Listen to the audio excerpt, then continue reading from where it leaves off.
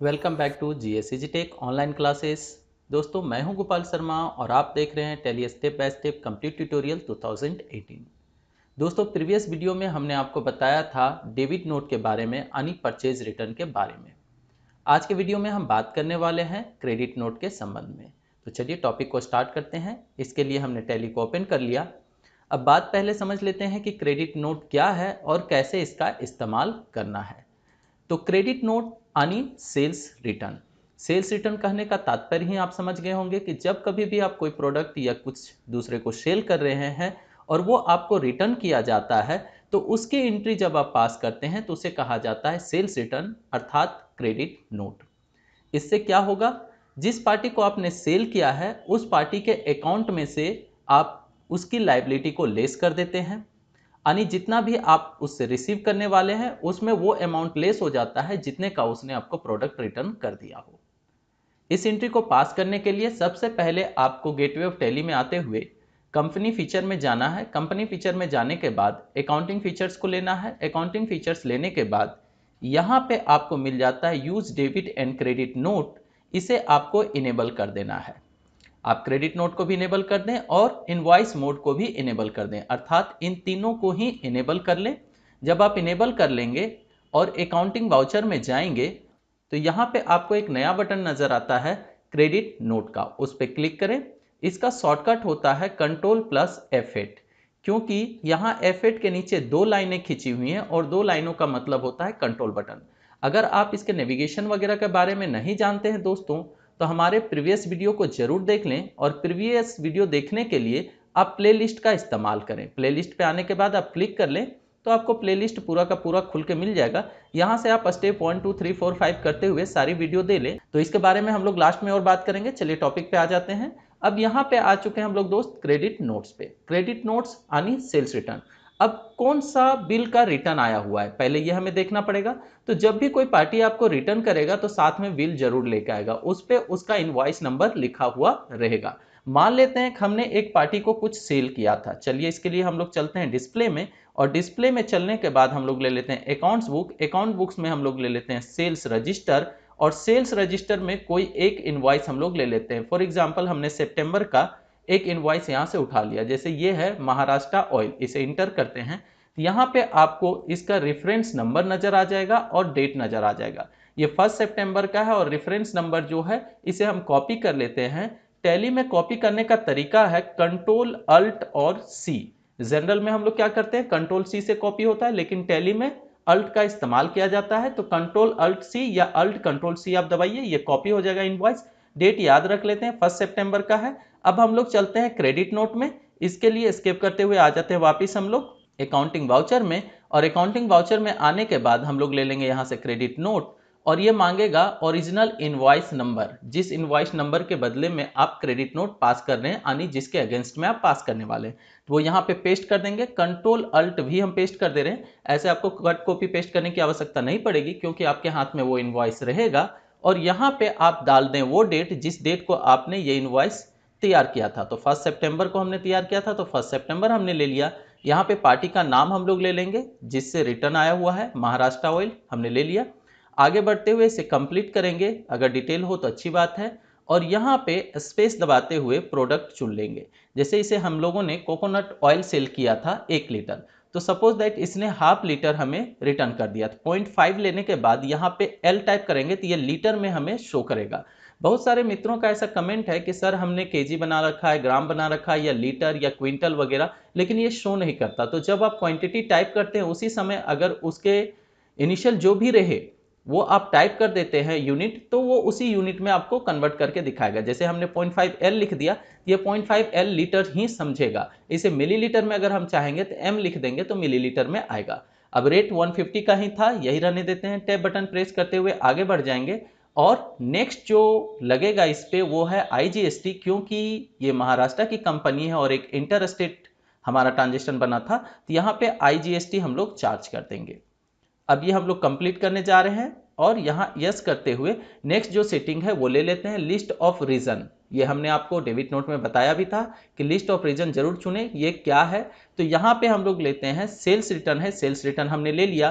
अब टैली हमसे मांगता है कि बायर का डेबिट नोट नंबर अगर आपके पास है तो वो डालिए। अगर बायर ने रिटर्न किया है हमें तो जाहिर सी बात है उसने भी एक नोट हमें दिया होगा, उस नोट का कोई नंबर होगा। अगर वो नंबर है तो आप यहाँ पे फीड कर दीजिए, और अगर ऐसा कोई नंबर नहीं है तो आगे बढ़ जाएं। अगर जिस डेट पे उसने रिटर्न किया है वो डेट आप यहाँ पे डाल सकते हैं। मान लेते हैं 1 अक्टूबर को इन्होंने रिटर्न किया हुआ है, और इसे हम लोग कंप्लीट कर देंगे। अब इसका इफेक्ट भी चल के देख लेते हैं। एस्केप करते हुए आ जाएंगे गेटवे ऑफ टैली में, डिस्प्ले में चलेंगे, और डिस्प्ले में जाने के बाद हम लोग सबसे पहले अकाउंट्स बुक में चलते हैं, और यहाँ लेजर में चल के हम लोग देखते हैं उस पार्टी का क्या इफेक्ट पड़ा है। तो यहाँ पे हम ले लेते हैं महाराष्ट्र ऑयल, यहाँ इंटर प्रेस करेंगे, डेट चेंज कर लेंगे। यहाँ पे 1 अक्टूबर का डेट दिखा रहा है तो F2 बटन प्रेस करते हुए यहाँ पे हम लोग पीरियड ले लेते हैं 1 सितंबर से 1 अक्टूबर तक का। तो यहाँ पर पूरा डिटेल आ जाएगा। आप देख सकते हैं 3 ट्रांजेक्शन हमें यहाँ पे नजर आ रहे हैं। एक सेल का ट्रांजेक्शन नजर आ रहा है, दूसरा नजर आ रहा है जनरल एंट्री का एक ट्रांजेक्शन, और तीसरा हमें क्रेडिट नोट नजर आ रहा है जो अभी हमने पास किया है।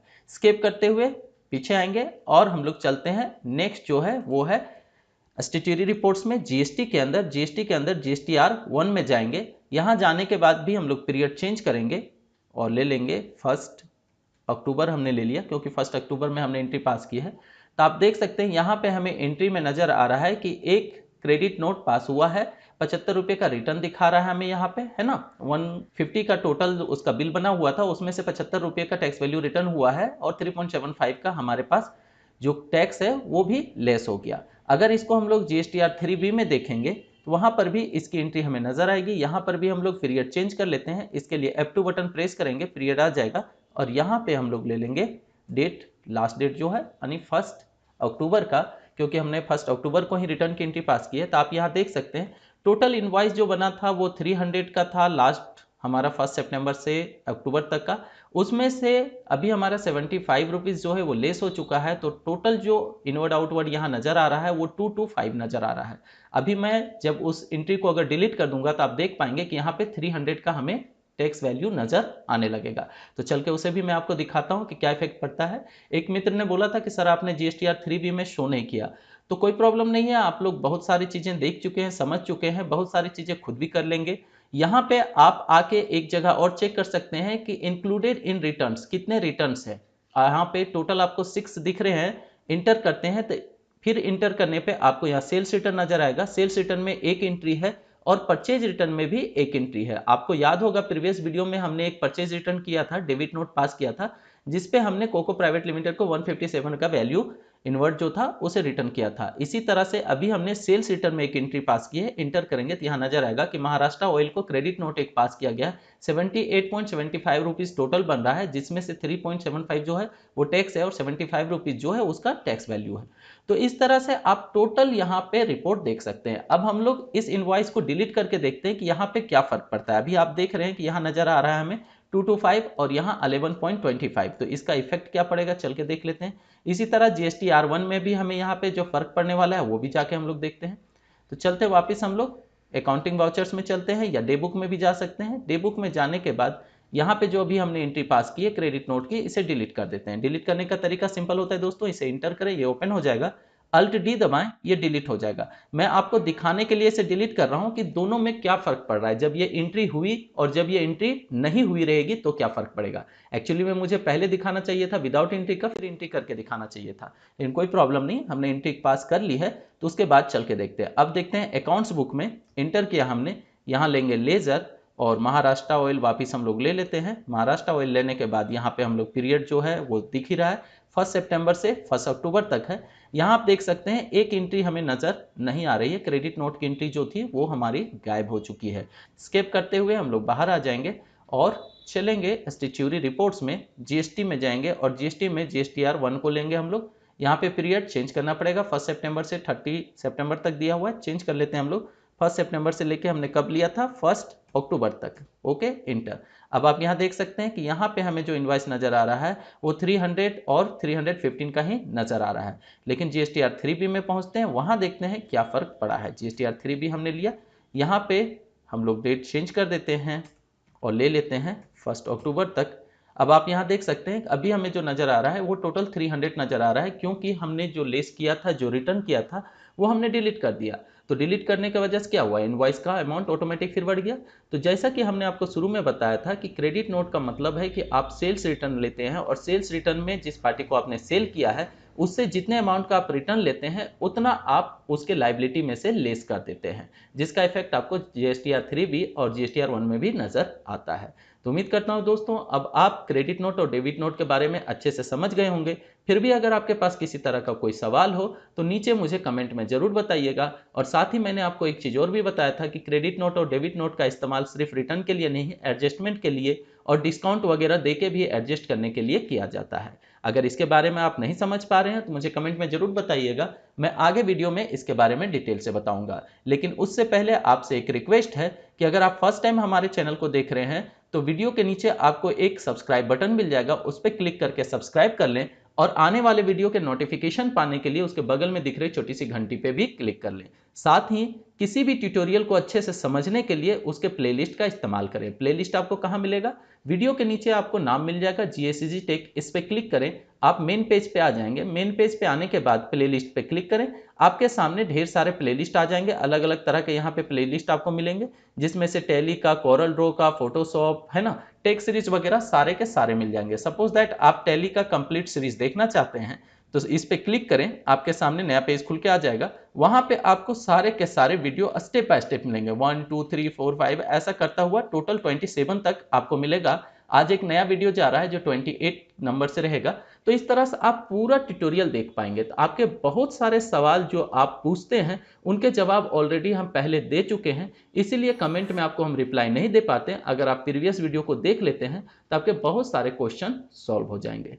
तो दोस्तों हम मिलते हैं नेक्स्ट वीडियो में, तब तक आप देखते रहें, सीखते रहें, दोस्तों के साथ शेयर करते रहें और हाँ, चैनल को सब्सक्राइब करना और वीडियो को लाइक करना ना भूलें। बाय, टेक केयर, जय हिंद।